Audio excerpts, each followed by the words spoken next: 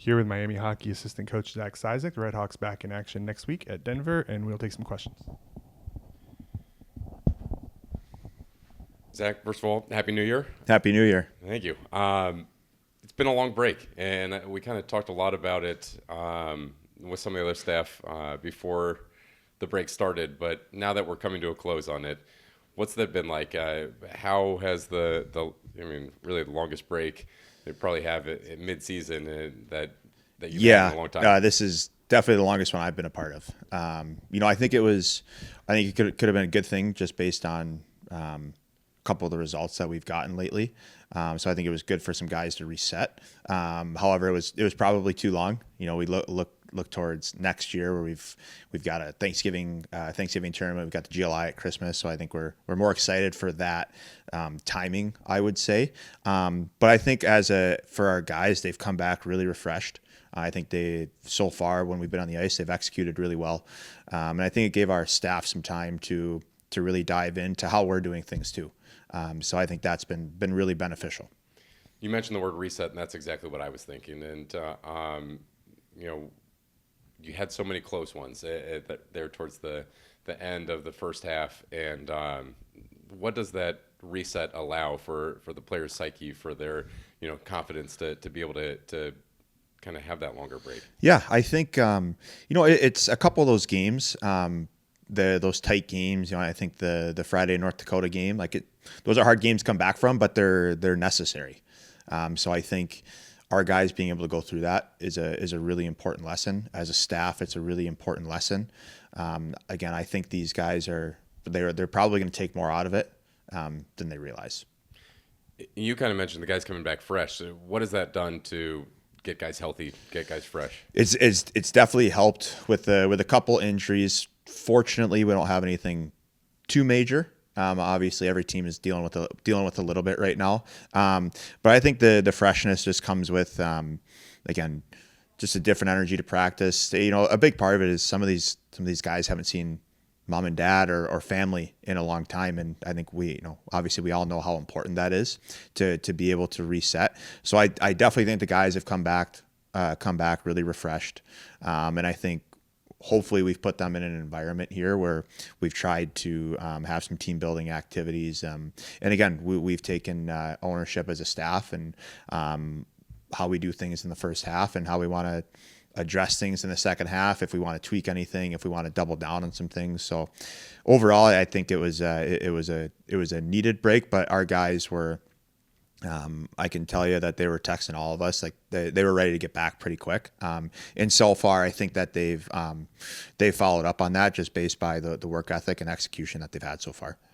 And what do you do this week and last week to ramp it back up? They haven't hit somebody, they haven't had contact with somebody in a different sweater in a long time. Right. So how do you ramp that back up? Right. I don't know if there's a secret to it. You've got to get them in those environments. So the first couple days, the first skate, we definitely focused on execution in terms of puck touches and calls and things like that. But now we're definitely mixing in conditioning. And hopefully our practices are up tempo enough that they get that conditioning within practice, but we're definitely doing extra to make sure that guys are ready to go. Because again, there's lots of teams before we play next week who have played some games already. So it's important that we get these guys in some game environments. And over the last couple of days, we've definitely started some physical confrontation. And looking ahead to next opponent, started out the season fantastic and looking pretty unbeatable, but you've had some tough times of late. How do you take advantage of that? How do you try to show that they're beatable? Yeah, I think as every coach would probably say, right now it's definitely more about us, and I think as a staff when we looked over some of our games over the break, we found a lot of positives to some of the things that we were doing, and we have to find ways to be more consistent with the things that we're talking about in the way we play and the way we work. And I think that's going to be the first and most important thing. A ton of credit goes to and respect goes to Denver. They've done a great job, and even a couple of those losses that they had were really tight games where we think they played really well. So they're always a dangerous team. They can always skate. They're well coached. They're very smart. So just like any time you play these guys, this is definitely going to be a test for us. Just big picture, over the years that you've been here, you've seen big changes with the program. And how is the new coaching staff that you're part of? How do you see the big picture moving forward? These tight games that you guys have been in, how have you seen this progression go on?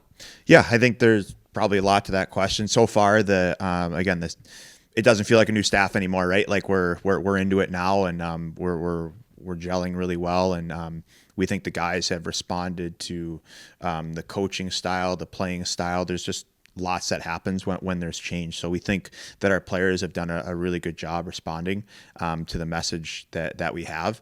And as I said earlier, I think going through some of those games, they are really important, especially for our guys that won't be graduating.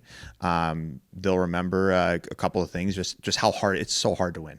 Doesn't matter what level you're at. Things like managing the puck, sometimes you have to mess it up, but to learn it. And I think we've done that a couple times, and we're hoping now that we can execute those lessons that we've learned. All right. Well, good luck getting them ready for Denver. Thank you very much. I appreciate it. Thanks. Here with Brayden Morrison ahead of next weekend's series at Denver, and we will take some questions. Brayden, probably the longest break that you've had, aside from the off season in your playing career, at least for a long time. So what has this break been like for you? I mean, yeah, the break was obviously a bit long. We finished up against North Dakota and had some time off for a couple of weeks at home. It was good to go home to the family. I mean, it was good to skate on the ice too. Ended up shooting with Ryan Sullivan on Carter McPhail, our old goalie, a couple times back in Michigan. But yeah, all the boys are super excited to get back and just get back after it. Now, you mentioned spending time with family, but you've had an opportunity to spend some time with family here too. You've got two sisters that play soccer. One's graduating, right? Yeah. But what's that been like to be able to be here, to be in college with two of your sisters? Yeah, I mean, it's super cool being able to spend some time with them. I mean, we can hang out every once in a while, get some lunch or some dinner together. Super nice for our parents as well. I mean, we see them a lot more too because they're always coming down for games, whether it's soccer or hockey. So yeah, it's just been really special to have them both here. Now, a hockey family. You grew up with your dad playing the NHL. Mm-hmm. What was that like to be able to see him play as your formative years? Yeah, I mean, I was pretty young, so I remember bits and pieces, but I just remember it being super special. I'd have the chance to go with him to the rink some days for practice. So I think just getting able to go on the ice with him like after practice, stuff like that, hang around the locker room. I mean, it's really fortunate to have that experience, and then being able to go to the games too with my mom and some sisters too it was super special. Very cool. And another sister is a hockey player as well, right? Yeah. She plays for Little Caesars, a U16. So they just had a big tournament up in Boston. So my dad's coaching her as well, so he's staying busy with that. Very, very nice. Back to the play on the ice. Last series, a long time ago, but was a tight one. You're right there hanging with a really talented North Dakota team. What do you take away from that series? What do you learn from that series? Yeah, I mean, obviously we had a strong start to the game on Friday and had a lead. I think we just need to find our game, be a bit more mature and manage it better, whether it be getting pucks deep at certain moments in the game.